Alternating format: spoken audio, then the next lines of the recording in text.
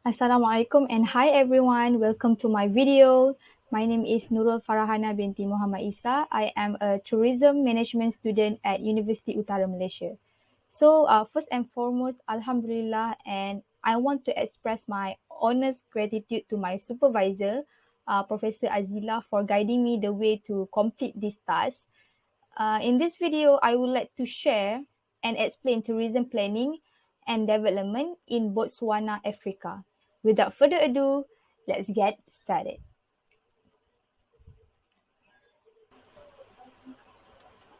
So let's moving on to the background of Botswana, Southern Africa. I will share and explain about Botswana.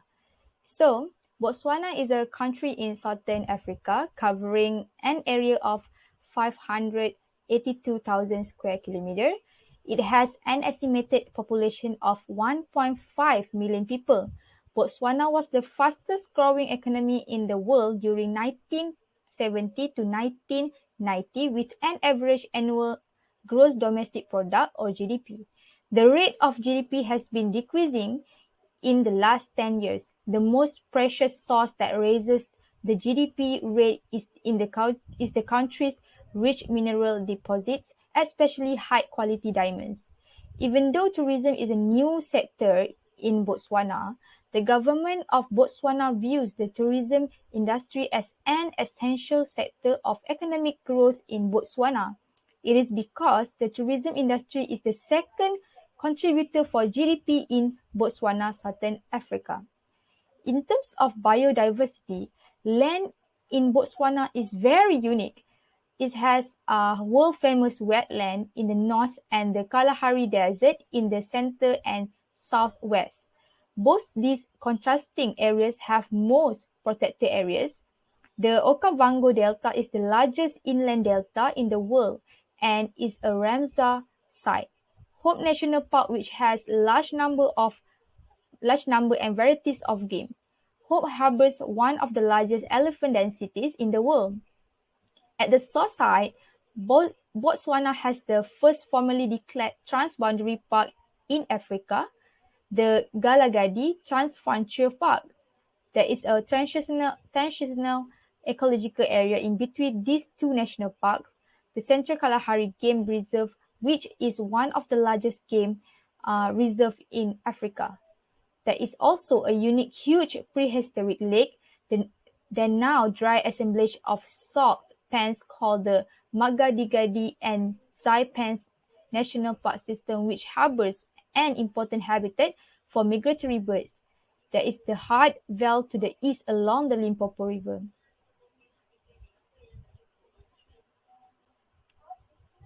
Moving on to tourism in Botswana, what is so special about tourism in Botswana? So I will tell you.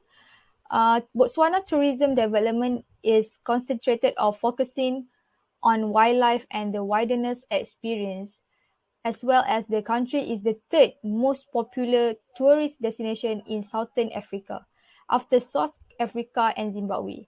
Tourism development is regulated by the government through the Department of Tourism and Department of Wildlife and National Parks. The tourism industry is mainly run by the private sector, which a large component of expatriates. There are great efforts to incorporate the local community-based organization and local individual through training and tourism awareness creation. Further efforts are geared toward diversifying the tourism product into cultural, historical, and other man-made attraction. Because of Botswana have many biodiversity, there were many threats for biodiversity in Botswana. So threats to biodiversity including growing human population, overexploitation of wild animals, full woods, expanding agriculture, frequent and unpredictable drought, infrastructural development such as expansions of hotels and tourism facilities, soil erosion leading to desertification, uncontrollable fires, poor inventory and knowledge of species, some which are probably endemic, and conflict with local people resulting from livestock predation as well as crop raiding by wild animals. So here's some solution for the threats for biodiversity. Botswana National Conservation Strategy Coordinating Agency is in the process of developing a biodiversity conservation strategy and action plan. Botswana is already signatory to a number of international convention, strategy and action plan of international convention that support biodiversity conservation and sustainable tourism. There are a number of local and international NGOs which work directly with community-based organizations which have helped to ensure that tourism development does not compromise biodiversity conservation. Botswana has been practicing a policy of high cost, low volume tourism due to the ecologically fragile nature of its tourism attraction. With diversification into other non-wildlife based tourism, this policy is being revised.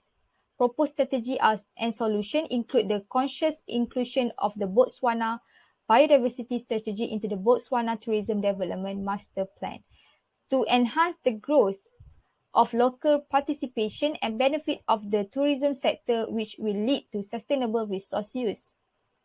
There is a need to continue with institutional and responsibility reorganization to give local communities a larger stake in the tourism sector and enable government departments to be better extension service providers.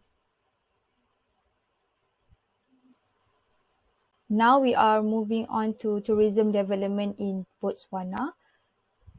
So there were five policy of tourism development in Botswana. So the first one is relative importance in the national economy. Botswana, the third most popular travel destination in Southern Africa, is a home to one of Africa's great wilderness and some of its most striking beauty. Most attractive is the Okavango Delta, the world's largest inland delta, and the Cope National Park to the north of the country, both of which have an astonishing proliferation of wildlife. Next is relative priority in national planning policy, which means the government of Botswana position on tourism is contained in tourism policy. The general objective of the policy is to obtain, on a sustainable basis, the greatest possible net social and economic benefits for Botswana from their tourism resources, scenic beauty, wildlife, and unique ecological, geological, and cultural characteristics. Specifically, the objectives are to increase foreign exchange earning and government revenues, generates employment mainly in rural areas for local people, raise income in rural areas in order to reduce urban drift, generally promote rural development and to stimulate the provision of other services in remote areas of the country, as well as to improve the quality of national life by providing educational and recreational opportunities and project a favorable national image to the outside world. Moving on to the third policy of tourism development of Botswana, dominant types of tourism practice.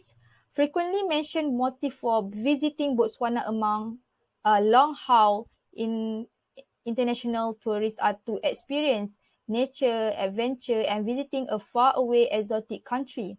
Wildlife, the waters of the Okavango and Hope, the wilderness of the Kalahari and Makgadikgadi ponds are Botswana outstanding tourism assets. Botswana wildlife is regarded as one of the best, if not the best in Southern Africa, both in terms of variety and numbers. The main tourism assets include, as mentioned before, the abundant wildlife in the Okavango Delta and in the Hope National Park. Hope National Park is renowned for many large elephant herds. Abundant wildlife is also found in the private game farms to the east of the country in the Tuli Block and in the Ganzi farms to the midwest of the country. Abundant wildlife, including migratory birds, is also found in community conservation areas and wildlife sanctuaries that are managed by the local communities in Botswana, Africa. Okay, moving on to the fourth policies of tourism and development in Botswana, participation and degree of interaction of different sectors and stakeholders in the tourism process, including public, private, NGOs, local communities, and universities. Okay, Botswana tourism product is overwhelming, dependent on its abundant wildlife. The Department of Wildlife and National Parks play a leading role in the development and management of tourism over the past decades. It still administers the national parks of Botswana. In the private sector, the Hotel and Tourism Association of Botswana is the most representative organization and therefore is consulted by the government of policies, legislative issues and government regulation that affects its members. As an association of business, it has a legitimate interest in marketing, product development and diversification, conservation issues and specific needs of its members such as manpower and training. Moving on to the last policy, brief description of main ecotourism attraction of Botswana. Meaning to say is in view of Botswana's topography as well as its cultural background, the tourism potential is more or less confined to the country's natural attraction in terms of ecology, scenery, heritage site, geology, fauna, flora, and etc., as well as to those of cultural, historical, and archaeological appeal. So, how Malaysia could learn from tourism development of Botswana? From my point of view, first is biodiversity conservation at all three levels, which including ecosystems, species, and genetic. Almost all human activities disturb the existing biological environment. Vegetation degradation is caused by construction of hotel and camps, collection of fuel wood for heating water and cooking and for making campfire. The ignorance or carelessness of human attitude may even cause the fire to burn extensive areas of vegetation. This can alter the vegetation itself and consequently the fauna composition. So, human settlement cause the natural habitat to fragment. On some private game farms, exotic species of animal have been introduced, and it is not easy to predict that they would not eventually cause extinction of some indigenous species. Damage is also caused by vehicle pollution from hydrocarbon, dust and soil erosion. In the national park and reserve, there are degraded roads due to the vehicle usage. This damaged area become pools of water during the rainy season, or sometimes elephants fell trees across the road, thus blocking it. The driver then opened a new road to go around the block side. This destroyed the vegetation over a cumulatively large area.